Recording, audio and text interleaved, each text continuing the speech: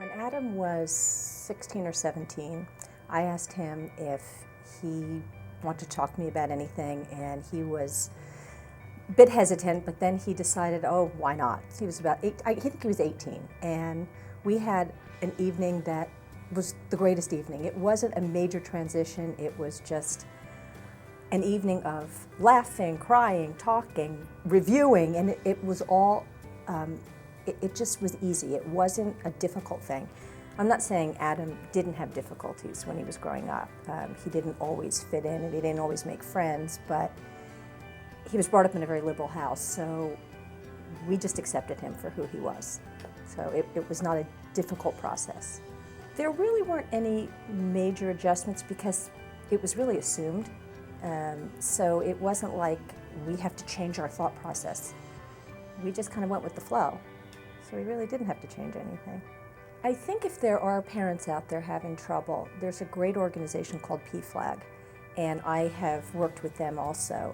This year they actually honored Adam and I, the national organization.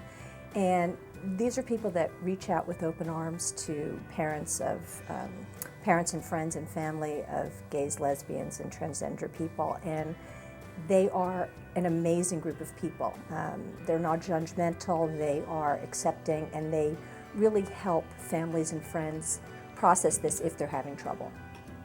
Recently I've become involved with Friend Factor, which is a social networking organization for, it really involves straight allies for supporting their gay friends. And they recently had an event where it was National Coming Out Day, and through Twitter and their organization, they brought about awareness for equality. And I know Adam was part of that, as well as some other celebrities. And it's a wonderful organization, and I've done some work with them recently.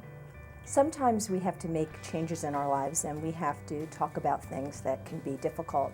And something happened to me on a personal level when I was in a relationship with a man for 6 years in San Francisco. Proposition 8 was on the ballot and the election was coming, and I asked him if he was going to vote for Proposition 8, which would allow marriage equality in California. And he said he didn't really have time, that he was going to vote for the president, and he didn't have time to deal with Proposition 8. And I thought, that's really weird, because he employed gays and lesbians. We lived in San Francisco, we had gay neighbors. I had gay friends and a gay son, and he even had a stepdaughter who was a lesbian. So it really struck me as odd, and then I realized I really needed to speak up, and I really needed to say that this wasn't cool, that this was something I believed was a human rights issue. So it prompted me to realize this was the catalyst that really ultimately ended my relationship with him. And I felt really strongly about it, and I know that he was the one that was left in the dust, not myself, not my gay son, and not my gay friends. It was just how it went, and it changed my life, and I'm really glad that I stood up for what I believed in. When I approached Adam and said that I really wanted to get involved, he said, "Go for it, Mom, that sounds great." It was never something that he said I needed to take part in, but it was just something that transpired, and I chose to speak out, and he felt really great about that. He knew that I had always been supportive, and he thought if I can reach other parents or friends and family and make them aware through my voice, that it would be a great thing. When Adam sings, I love all of his songs, but I love the ballads that really show his voice, but also I love the ones that make me get up and dance, and they really do. So he's got his new album coming out, and I've been able to listen to it, and it's awesome. It's going to be great. When I chose to become active in some of these organizations, I realized that I can hopefully reach one person or two people or 100 people, and I really feel that if that's the case and I can reach out, it's a wonderful thing. But I think that we all have a voice in this, and we can all take part and make a big difference, and I hope that's what happens. I had an amazing thing happen to me when Adam was on the Oprah Winfrey Show.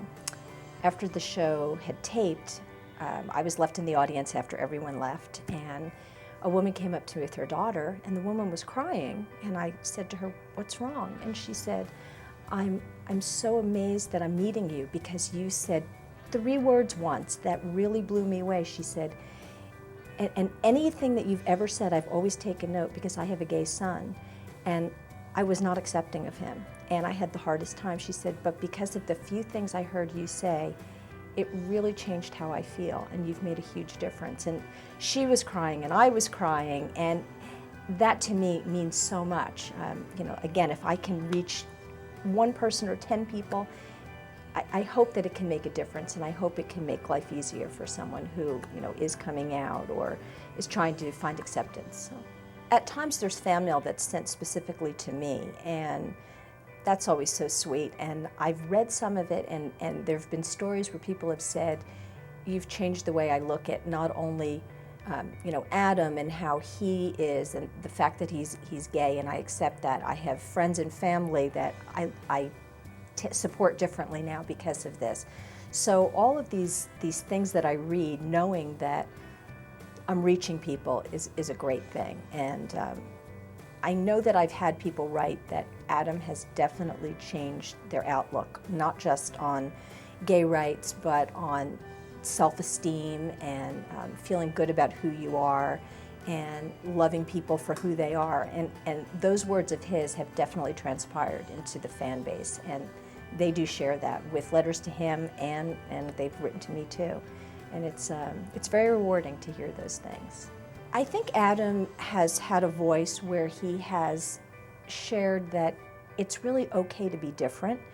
It's okay to be different whether you're gay, whether you are just a kid that doesn't fit in. I think he's really reached out to let people know that you will be accepted, that you just need to be strong.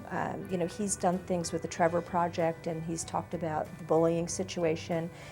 All of these things. His big thing is, I know he feels that this acceptance really starts in the home. And if you can teach your children to be accepting and to believe in equality and to not be prejudiced, all of these things which we know we had taught our children, that's where it all starts. And that's really important. And I know that that is one of the things that he has definitely been speaking about.